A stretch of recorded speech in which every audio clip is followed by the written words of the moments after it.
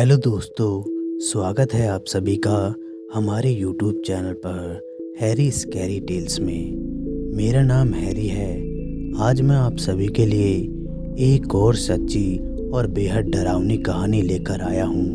अगर आपने अभी तक हमारे चैनल को सब्सक्राइब नहीं किया है तो नीचे दिए गए रेड बटन पर क्लिक करके हमारे चैनल को सब्सक्राइब कर लीजिए ताकि आपको हमारी नई वीडियो की नोटिफिकेशन मिल पाए। तो चलिए दोस्तों, कहानी को शुरू करते हैं। सोलापुर नाम का गांव था। वहां पर एक रेलवे स्टेशन हुआ करता था। उस गांव में रमेश नाम का एक आदमी रहता था। वो बड़ा ही लालची और क्रूर किस्म का आदमी था। पैसे की कमी ना होने के कारण गांव के लोग उसका सम्मान करते थे और बेवजह लाचार होकर उसके अत्याचार को सहन करते रहते थे, क्योंकि वो ठहरा एक सेठ। एक दिन रमेश एक आदमी से बोला, क्यों बे बुढ़े, उधार के नाम पर पैसे लेकर 1 महीने के अंदर ही चुकाने को कह गया था, लेकिन यहाँ 1 महीने तो क्या, दूसरा महीना भी निकलने को तैयार है। बोल कब देगा मेरे पैसे? हजूर, मेरे पास अभी देने के लिए कुछ भी नहीं है और ये आप जानते ही हो कि इस साल हमारे गांव में बारिश भी ठीक तरह से नहीं हुई है। बदौलत इसके चलते सफल का मुनाफा भी इतना नहीं हुआ कि आपका उधार चुका सकूं। कुछ दिन की और मोहलत दीजिए हजूर, मैं आपके पैसे जल्दी चुका दूंगा। बूढ़ा आदमी खाली आसमान की तरफ देखते हुए दुखी स्वर में बोला। रमेश बोला, तूने मुझे क्या समझ रखा है बे? मैं तुझे कोई पागल लगता हूँ? हाँ बोल। हजूर, मेरा यकीन कीजिए, मेरे पास अभी देने के लिए कुछ भी नहीं है। इस बार उस बूढ़े आदमी की आंख भर आई। रमेश बोला, ये सब मुझे नहीं पता। अगले 2 दिन के अंदर अंदर मेरे पैसे नहीं लौटाए तो समझ लेना। बूढ़े, ये जो सोलापुर का रेलवे स्टेशन है जिसके पास तुम्हारा ये टूटा फूटा घर है, तीसरे दिन ये घर तुझे यहाँ नहीं मिलेगा। खबरदार, अगर मेरे पैसे नहीं दिए तो, वरना तीसरे दिन तुम्हें अपना घर छोड़ना होगा। रमेश गांव वालों के बीच में ही उसे डांट फटकार लगाकर वहां से चला गया। बेचारा बूढ़ा आदमी उसके पीछे आवाज लगाता हुआ हजूरी हजूरी कहता रह गया। गांव वाले भी उसकी बदकिस्मती को देखकर बड़े दुखी हुए और रमेश को पीछे से लालची, घमंडी, बुरा भला आदि सब कहने लगे। उदास होकर बूढ़ा आदमी अपने घर की तरफ चल दिया। उसके घर पहुंचते ही उसका बेटा बोला, क्या हुआ पिताजी, आप इतने उदास क्यों हो? किसी ने कुछ कहा है क्या? बूढ़ा आदमी बोला, कुछ नहीं बेटा, जो भगवान करता है वही होता है। उनका एक लौता परिवार था।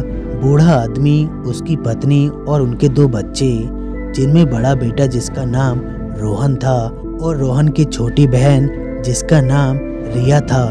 गरीब परिवार था, जिस कारण वो अपनी आवश्यकता की वस्तुओं की पूर्ति भी नहीं कर पाते थे।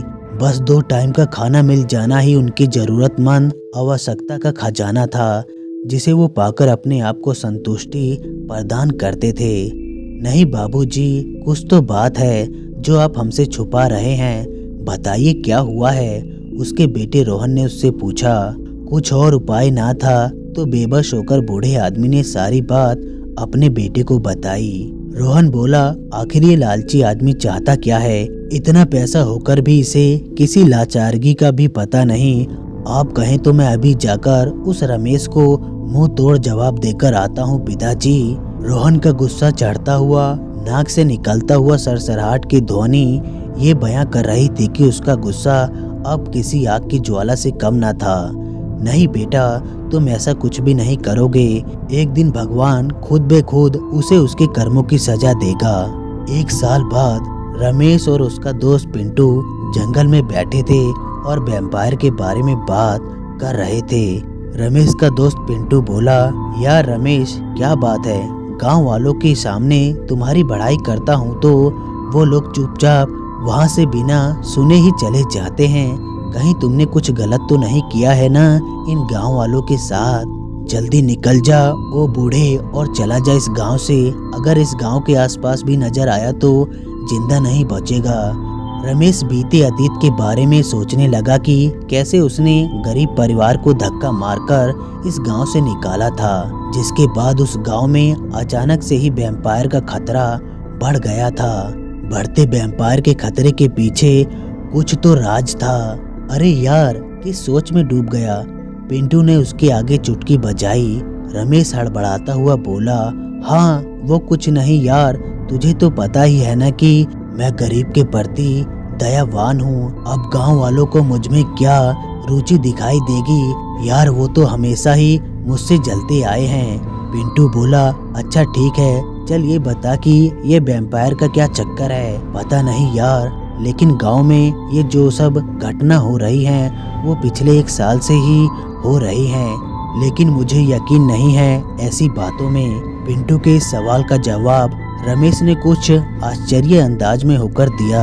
यूं अचानक लोगों का डरना, गायब होना, ये सब कैसे हो सकता है यार। पिंटू के इस सवाल का जवाब रमेश के पास नहीं था। रमेश बोला, क्या पता भाई, लेकिन मुझे इन बकवास वैम्पायर की बात में जरा सा भी यकीन नहीं होता कि ये सच में है। पिंटू बोला, भाई यार, वैम्पायर सच में होते हैं, कभी सामने आएंगे तो पता चल जाएगा तुझे। एक काम करते हैं, चल इस बरगद वाले रास्ते से होकर गांव में प्रवेश करते हैं। अपने चेहरे पर कुटुली मुस्कान लिए हुए रमेश पिंटू से कहता है, पागल हो गए हो क्या? कहाँ रहते हो तुम, इस गांव में या कहीं और? तुम्हें नहीं पता कि पिछले 1 साल से ये रास्ता किसी और का नहीं बल्कि मौत का रास्ता बन गया है। पिंटू रमेश के ऊपर गुस्सा होते हुए बोला, अरे यार तू भी ना, अभी अभी तो मैंने कहा था कि ये वैम्पायर कुछ नहीं होते, तो फिर क्यों तू इन बातों को जहन में लिए हुए घूम रहा है? यार मैं तो नहीं जाने वाला इस रास्ते से, तुझे जाना है तो जा, मैं तो जिस रास्ते से आया हूँ उसी से जाऊंगा। पिंटू ने सीधा सा जवाब देते हुए कहा, अरे यार कौन सा मर जाएगा, तुम जब तक मेरे साथ हो कुछ नहीं होगा तुम्हें। इतना कहकर रमेश जबरदस्ती पिंटू का हाथ पकड़ते हुए उस बरगद वाले रास्ते की तरफ चल देते हैं। अरे यार छोड़ मेरा हाथ, रमेश तुम क्यों नहीं समझ रहे हो?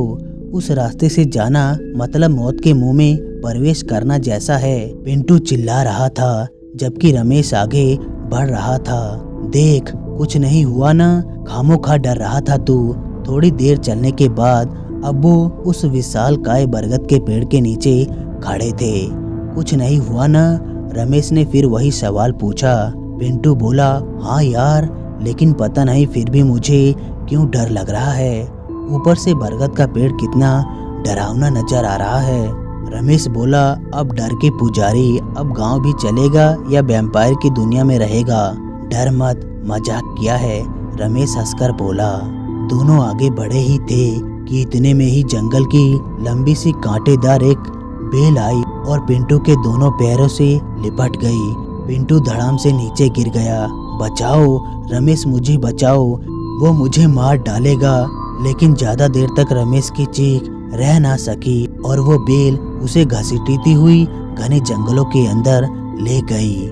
सामने दोस्त का अचानक यूं बेल से बंधकर जंगल के अंदर चले जाने का भीषण नजारा देखकर रमेश की आंख फटी की फटी रह गई। खतरे के संकेत को महसूस करता हुआ रमेश दोस्त की परवाह ना किए बगैर वहां से भाग गया और गांव वालों को जाकर सारी बात बताई। लेकिन गांव वाले शौक खाने की वजह हंसकर वहां से चले गए। लगता है ये लोग पागल हो गए हैं, इन्हें कुछ फर्क ही नहीं हुआ।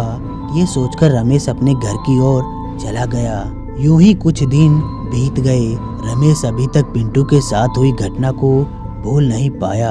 अक्सर अब उसे रात में भी सपने में आने लगा था।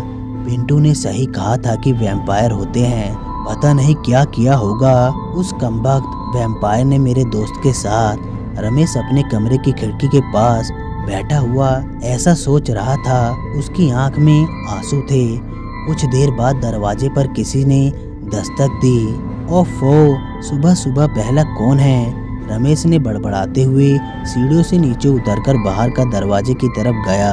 दोबारा दरवाजे की घंटी बजी तो रमेश बोला, अरे भाई आ रहा हूँ, इतनी जल्दी भी क्या है? कहकर रमेश ने दरवाजा खोला।